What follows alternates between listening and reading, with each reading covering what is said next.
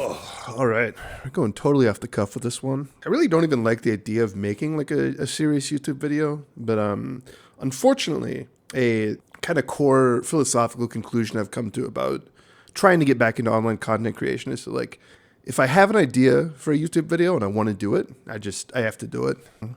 Dalton Etherly, Chud the Builder.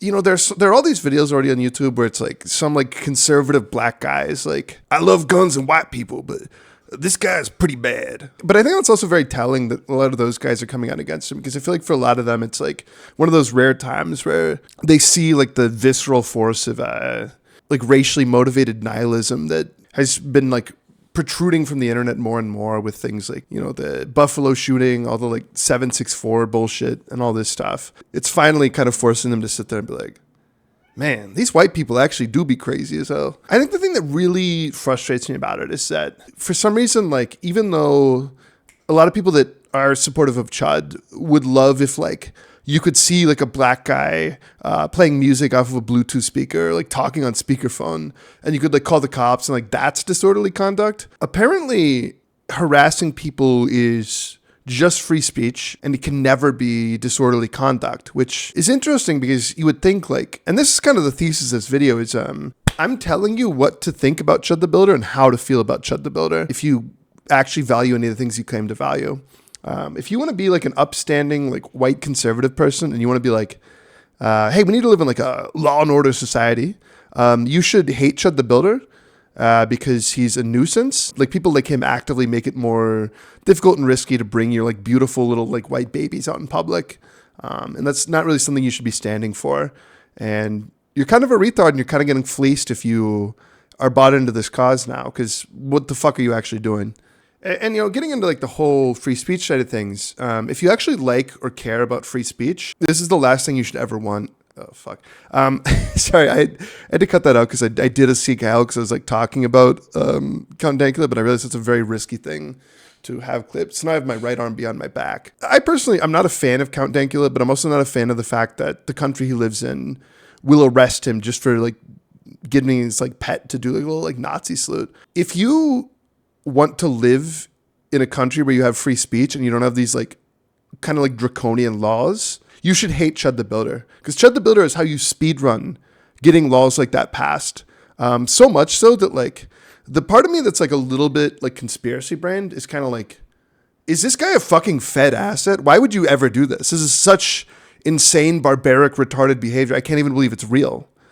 But then you go on the internet and you see that like people like this and they think it's awesome. And like, to an extent, I kind of get it because he's just kind of like a bad, like hack, like overly edgy, like violent version of Frank Hassel. And I consider Frank Hassel to be like a guilty pleasure of mine. I think what Frank Hassel does should be a misdemeanor, but I also think that like there is like a kind of a fun spirit to it. And it's not like he's walking around trying to find people to kill. Like I think he just likes to fuck with people, which, you know, it shouldn't be legal. I consider it like a guilty pleasure that I enjoy that content. But it's very different from this kind of just like gritty, like nihilistic, like racial violence shit.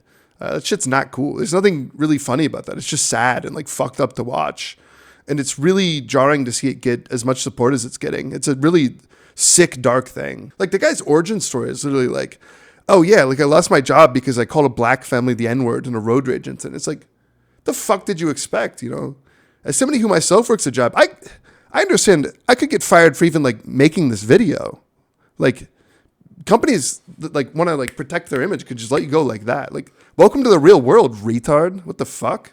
Yeah, so I don't really get that whole thing of people see that as like a justified villain origin story. Like, oh, he lost his livelihood. Yeah, keep your tongue in your fucking mouth if you're in a road rage incident and you have a job that you don't want to lose. Fucking retard. Holy shit. What a crybaby bullshit fucking thing to get worked up over. All right, I got to take a full sip here because I'm drawing a blank on what I was actually going to say next.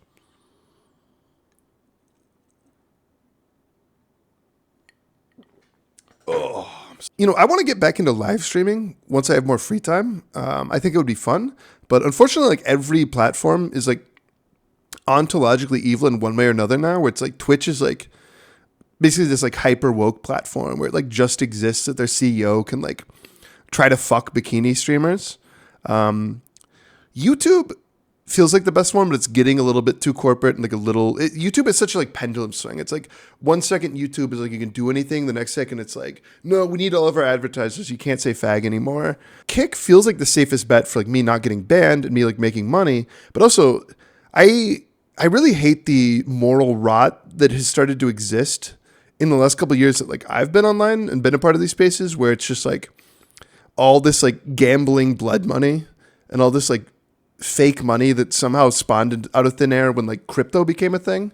I think one of the only reasons I would be willing to stream on Kick is because like this pump.fun platform, it's just so like cartoonishly evil. It's like, it's crazy that like people feel emboldened to like talk about Chud the Builder as if he's like this paragon of like free speech and moral virtue when it's like, he's a guy who yells the N-word at black people on a platform that is literally like exists because of like crypto money and like gambling money. Like you could not like make up a more cartoonishly evil like cocktail of degeneracy than that. And it's so baffling to me that people can like support this stuff and see themselves as like upholding like family values or like any kind of meaningful tradition when it's like, that's the place you're coming from. You're on a website where like one of the main attractions is like an exceptionally chopped Nazi e-girl that like wears SS uniforms and like runs a blackjack table. Like what are you doing? This is the moral rot that like if Jesus walked in to the pump.fun casino or the FanDuel or whatever room, he would not only flip all those tables, I think Jesus would snap you and actually kill somebody. I think Jesus would pick up one of those tables and he would shove it directly through Zesty Nelly's spine. Like, I think that we're in such evil times now with all this stuff that it would make Jesus snap and like he might not even be able to like go through on like being the Messiah. This shit is sad. Pump.fun needs to be recoed. Chud the Builder needs to rot in jail. Fuck nuisance streaming, and fuck pretending to be a moral paragon when all you're doing is just engaging in disorderly conduct. Bye-bye.